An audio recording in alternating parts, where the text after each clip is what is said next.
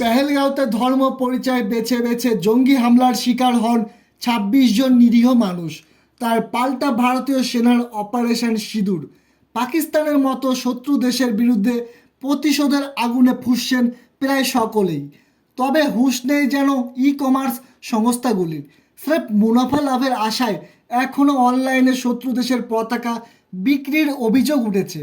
আর সেই অভিযোগ পাওয়া মাত্রই নড়ে চড়ে বসল ক্রেতা সুরক্ষা মন্ত্রক।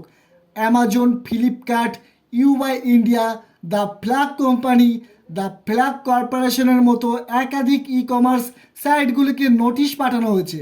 যত তাড়াতাড়ি সম্ভব পতাকা বিক্রি বন্ধের নোটিশ দেওয়া হয়েছে। কেন্দ্রীয় ক্রেতা সুরক্ষা মন্ত্রকের মন্ত্রী প্রহ্লাদ যোশী বুধবার এক্স হ্যান্ডেলে ই কমার্স সাইটগুলির বিরুদ্ধে এক হাত নেন। তিনি জানান, CCPA, Amazon, Flipkart, Ubuy India, Etsy, the Flag Company, the Flag কর্পোরেশনের মতন বেশ কয়েকটি ই কমার্স সংস্থাকে নোটিশ পাঠিয়েছি। তাদের বিরুদ্ধে পাকিস্তানের পতাকা বিক্রির অভিযোগ উঠেছে। ওই সংস্থাগুলির কাজ ভাবাবেগে আঘাত লাগার মতো। এসব অসংবেদনশীলতা সহ্য করা সম্ভব নয়। তাই অবিলম্বে দেশ বিরোধী ওই জিনিসপত্র বিক্রি বন্ধ করতে বলা হয়েছে। এছাড়া তিনি ভারতের সমস্ত অনলাইন ব্যবসায়ীকে আইন মেনে ব্যবসা করার কথাও মনে করে দিয়েছেন।